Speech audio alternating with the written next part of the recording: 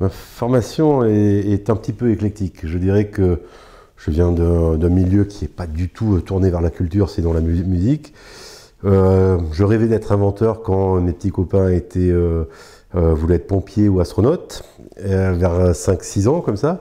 Et puis, habitant à Toulouse, je me suis prédestiné à des études d'ingénieur en aéronautique. J'avais fait les prépas pour, et voilà. Puis en première année, c'est-à-dire troisième année de formation, on me demandait de choisir, de me spécialiser. Et là, c'est là que j'ai découvert que le design existait, d'où mon inculture, mais qui était une discipline en fait qui embrassait un peu tous les champs de la création, et non plus être spécialisé, mais être dans la synthèse créative d'une ambition globale, d'un projet global. Et donc j'ai fait les ateliers, le NSCI, à Paris. Et puis depuis, mon champ d'intervention s'est élargi au fur et à mesure de mes expériences, de mes rencontres et de mes envies. Le design, pour moi, c'est ça. C'est quels sont les enjeux de l'époque et comment on les traduit ensuite avec les moyens d'expression, les moyens de matérialisation en potentiel de vie élargi. Je préfère les choses qui durent aux effets de mode et de démode. Et c'est mon tempérament personnel, et donc à ce titre, je préfère une démarche symbolique qui s'inscrit dans le temps, qui est appréhendable par beaucoup de monde, que une démarche littéralement, on va dire, baroque. Voilà. Même si j'apprécie l'éclectisme. Alors, par exemple, l'hôtel dirigeable ManCloud ressemble à une très grosse baleine blanche, pour parler de légèreté, mais d'un caractère non pas anxiogène, mais au contraire sympathique, amical, proche de l'environnement. Le stade de foot ressemble à un volcan, mais c'est juste parce que quand il y a l'énergie, ses pentes sont fertiles et son énergie est reflétée dans un nuage qui permet de projeter des concerts. Donc c'est pas essayer de donner une image naturelle ou une image, c'est de trouver les symboles les plus proches de ce qu'est le contenu dans les codes collectifs. Il y a des projets qui sont effectivement plus proches de mon... Tous me tient à cœur, je suis un gros névrosé, comme je pense tout créatif, qui peut-être par quête d'amour ou de reconnaissance cherche à mettre dans ses propositions voilà, tout ce qui le touche, tout ce qui le nourrit. Mais c'est vrai qu'il y a des projets plus emblématiques parce qu'ils embrassent des enjeux beaucoup plus larges.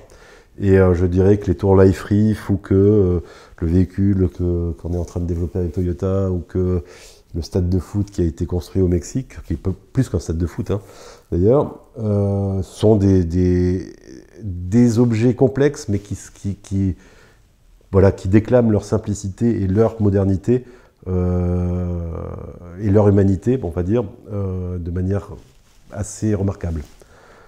Plus que dans le mobilier où les enjeux sont des micro-enjeux de segmentation, de légèreté, de confort, mais à la fin, bon, il n'y a pas de révolution, on va dire, à ces échelles-là.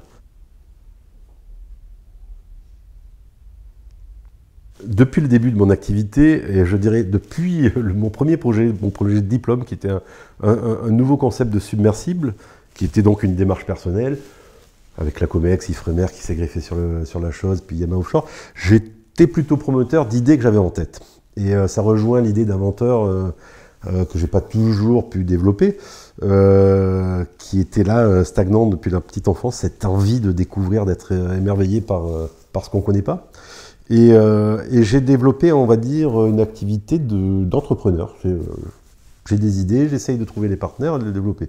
À côté de ça, il se trouve que les parcours, le contexte du monde tel qu'il est, le design tel qu'il était perçu il y a 15 ans ou 20 ans, pour être designer et pour avoir les portes ouvertes et surtout les leviers pour agir dans cette idée de progrès avec les décideurs, les chefs d'entreprise et des grosses entreprises qui sont les acteurs du monde, il fallait être spécialiste du beau. Et je me rappelle, je vivais à ce moment-là à Hong Kong. Et je suis rentré en France en me disant, bon, je ne peux pas changer les choses là, localement. À 23 ans, on ne me prend pas au sérieux, on veut de la quantité et pas de la qualité. Et je me rappelle avoir vu en arrière Stark, enfin, qui était en train d'œuvrer à cette époque-là, c'était les années 90, qui commençait à construire de l'architecture alors qu'il faisait beaucoup de mobilier. Je me suis dit, finalement, un designer dans l'esprit des gens, c'est un styliste de meubles italien, des chaises. Alors bon, s'il faut passer par là pour avoir l'étiquette designer, pourquoi pas? C'est pas du cynisme, je pense qu'on peut se pencher sur le sujet. Et j'ai commencé à faire du mobilier en proposition. Et après, c'est devenu tellement, on va dire, où ça a eu du succès auprès de nos éditeurs italiens, que j'ai fait un peu de commandes. Mais la plupart des projets, en fait, sont de ma démarche propre. Dans l'art, les fonctions sont manifestes, sont émotionnelles, sont beaucoup plus arbitraires de la décision de l'artiste.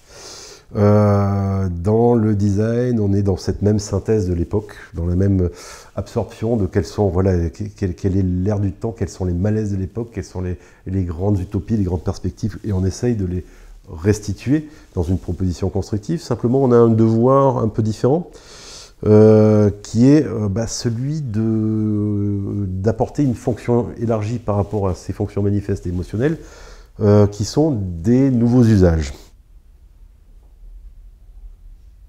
La France a une très bonne, évidemment, une très bonne aura dans tout ce qui est monde de la création. Je dirais qu'il n'y a pas un moule à la française, et donc c'est un énorme potentiel, un énorme vivier. Il y a des lieux de production, des lieux de recyclage. L'Inde pourrait être le rein de l'humanité. Il y a des lieux où on pense. On pense partout, on est tous des cellules grises connectées au tout.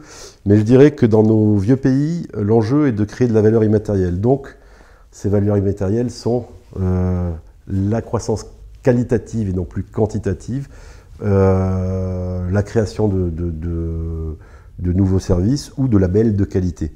Et le fait que nos créatifs français, qui soient dans la mode ou dans d'autres secteurs, dans le design, l'architecture, puis les artistes, puissent avoir ce registre large d'expression, fait que je pense qu'on peut en tout cas développer encore beaucoup de ce potentiel-là qui fera la différence, parce qu'on ne saura plus produire de la matière. On peut produire plus que de la culture et de l'intelligence.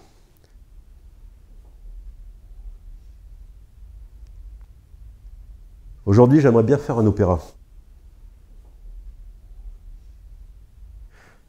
Le monde, ma vie, c'est dur ce que vous me demandez, vraiment. Hein. Je ne suis de nulle part, c'est ça qui est fou. Le musée Guimet, le musée Noguchi à New York, le musée quoi, qu'est-ce qu'il y a le musée des arts et métiers. Une personnalité, Albert Einstein ou Kurt Gödel, ce logicien qui est mort, on pensait fou, mais extra lucide, qui va d'ailleurs avoir des répercussions. Là, très bientôt, on va en remémorer ses actions. C'est des gens d'une ouverture incroyable. Une voiture, celle que je suis en train de dessiner, c'est-à-dire l'anti-voiture, le cool. Le cool, la synthèse de smart, cool et élégant.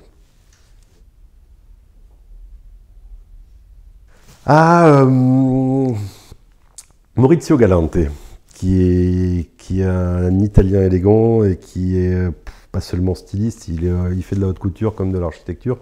Et c'est quelqu'un qui est en dehors du vêtement, mais qui le fait... son univers dépasse l'objet vêtement. Je dirais le Seagram Building de Mies van der Rohe. La chaise longue de Bertoia, je ne sais plus comment elle s'appelle, qui est asymétrique, c'est brillant. Objet, la pince à linge. C'est désuet. Celle qui réunit toutes les couleurs, le blanc. Et évidemment, j'aime bien le bleu azur parce qu'il est porteur d'optimisme, et j'aime bien effectivement les couleurs ombrées orangées parce que pour moi c'est la chaleur du foyer, c'est le foyer originel autour duquel on se retrouve et autour duquel il fait bon vivre. Voilà, la chaleur.